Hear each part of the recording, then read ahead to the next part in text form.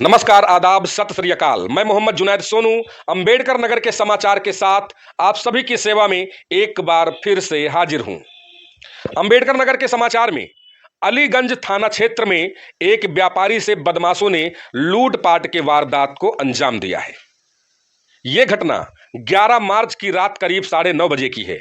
छोटी बाजार चूड़ी वाली गली के रहने वाले अनवर ने पुलिस को बताया कि वह अकबरपुर अरिया बाजार से साप्ताहिक किराने की वसूली करके वहां से वापस लौट रहे थे। उनके साथ मोहल्ले के राजू गुप्ता भी थे। सुलेमपुर मोड़ पर 3 बाइक सवार बदमाशों ने उनकी एक्टिवा नंबर यूपी 45 AN 0867 को टक्कर मार दी। बदमाशों ने व्यापारी से कलेक्शन के लिए कुछ रुपए लूट लिए जो उन्होंने कलेक्शन किए थे। हालांकि व्यापारी के बैग में रखे 1,27,500 रुपए, एक कीपैड मोबाइल और एक सैमसंग का फोन वो बच गया है।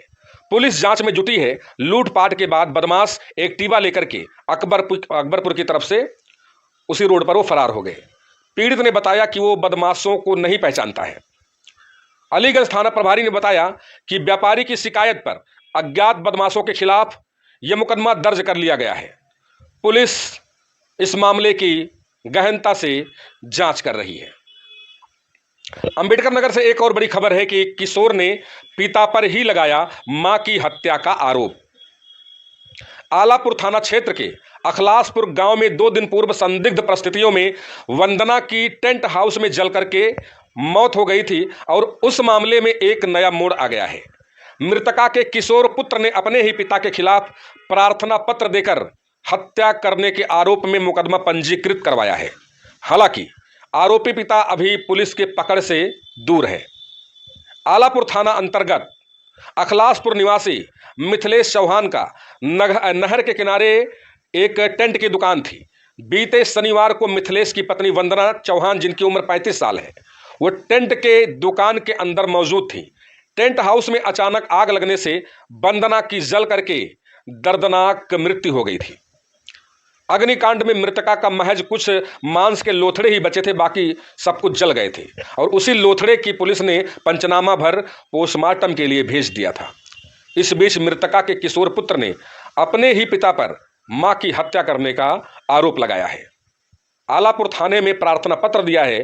किशोर के मुताबिक उसके माता पिता के बीच अक्सर लड़ाई झगड़ा हुआ करता था। बीते शनिवार को भी दोनों लोगों के बीच झगड़ा हुआ था।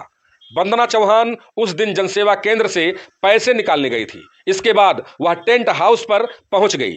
वहां पिता मिथिलेश ने मां को जला करके मार डाला, ये उसके पुत्र का कहना है। पुलिस के मुकदमा पंजीकृत न करने पर किशोर ने अपने नाना के साथ पुलिस अधीक्षक के समक्ष प्रस्तुत होकर मुकदमा पंजीकृत करने की मांग की। इस संबंध में प्रभारी निरीक्षक राकेश कुमार ने बताया कि मामले में मुकदमा पंजीकृत कर लिया गया है। पोस्टमार्टम रिपोर्ट का अवलोकन किया जा रहा है। आसपास के लोगों के बयान के आधार पर सभी पहलुओं की बारीकी से जांच की जा रही है। आरोपी को पकड़ने के लिए दबिश दी जा रही है। यह समाचार जब तक मैं आप सभी को बताता, हो सकता है कि पोस्टमार्टम का रिपोर्ट भी आ गया हो। आइए बात करते हैं कटहरी की और कटहरी के विकास की। क्षेत्र पंचायत कटहरी के विकास के लिए आगामी 1 वर्ष में करीब 3,75,00,000 रुपए का बजट खर्च किया जाएगा। मंगलवार को ब्लॉक सभागार में प्रमुख अनिल कुमार वर्मा की अध्यक्षता में क्षेत्र पंचायत सदस्यों की बैठक हुई।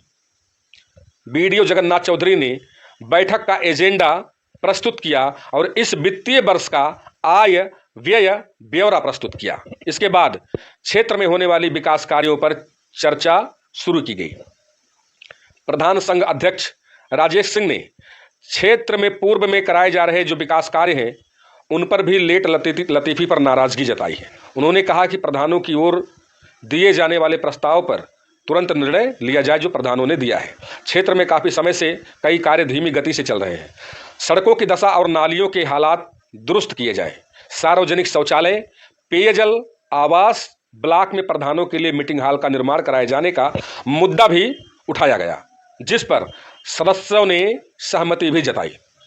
बैठक में 3,75,00,000 रुपए का बजट सर्वसम्मति से पास हुआ।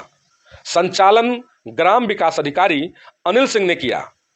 इस दौरान Ravindra Kumar Pandey, ADO MI Ramjit Tiwari, Amarjeet CDPO Swarnlata Singh, पशु चिकित्सक अधिकारी डॉक्टर ओम प्रकाश यादव, शिव कुमार वर्मा, ADO पंचायत दिनेश कुमार मिश्र, प्रधान महेंद्र सिंह, जयप्रकाश, किरण देवी, जगन्नाथ मिश्रा समेत क्षेत्र पंचायत सदस्य व ग्राम प्रधान वहां पर मौजूद रहे थे। तो इससे यह तय होता है कि अब आने वाले 1 साल में कटहरी का जो विकास थोड़ा धीमी गति से हो रहा था, उस पर भी जो है उसमें तीव्रता आएगी और तेज गति से विकास होगा। और केवल कटहरी बाजार का, कटहरी क्षेत्र का ही क्यों, पूरे 277 कटहरी विधानसभा का। आप सभी को पता है कि माननीय विधायक जी श्री धर्मराज निषाद जी ने भेटी में जो तहसील का निर्माण हुआ पूर्व में, उसका जो मैं कहूँगा कि सबसे ज़्यादा श्रेय किसी को जाता है तो वो आदरणीय धर्मराज निषाद जी को जाता है, जिन्होंने अपने अथक प्रयास से भेटी में तहसील लाया। और अब चूँकि अभी 27 तक जो है वो विधायक रहेंगे, और ऐसे में लगातार वो क्षेत्र के विकास के लिए अपने जो है कार्यों को आगे बढ़ा रहे हैं, जिससे कि इस क्षेत्र का विकास हो सके। दूसरी तरफ भेटी में जो है, भेटी बाज़ार में जो एक पुल, बहुत पुराना पुल है, वो बिल्कुल सकरा है। उसके लिए भी MLC आदरणीय श्री मैं बात करूं अपने पूर्व MLC, वर्तमान MLC और सांसद जी, जिन्होंने जो है पास करवाया है 2 पुल, एक पुल भेटी का और एक शायद नरहरपुर साइड का कहीं पर है।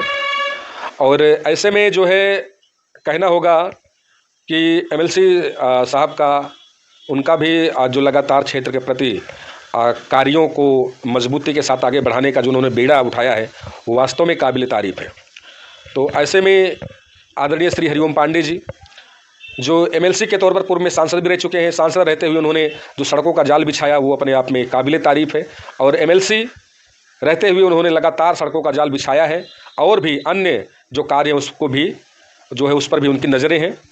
तो आज के लिए बस इतना ही। आगे के खबरों के लिए आप सभी लोग हमारे YouTube चैनल पर बने रहिएगा, हमारे Facebook ID singer Junaid Sonu पर भी बने रहिएगा। हमारा 2 ID, फेसबुक का जो ID है वो है सिंगर जुनैद सोनू, यूट्यूब का जो चैनल है उसका नाम है VT सुपरफास्ट। दोनों को आप सभी लोग अपना प्यार दीजिए, स्नेह दीजिए। मिलते हैं अगले वीडियो में, तब तक के लिए नमस्कार।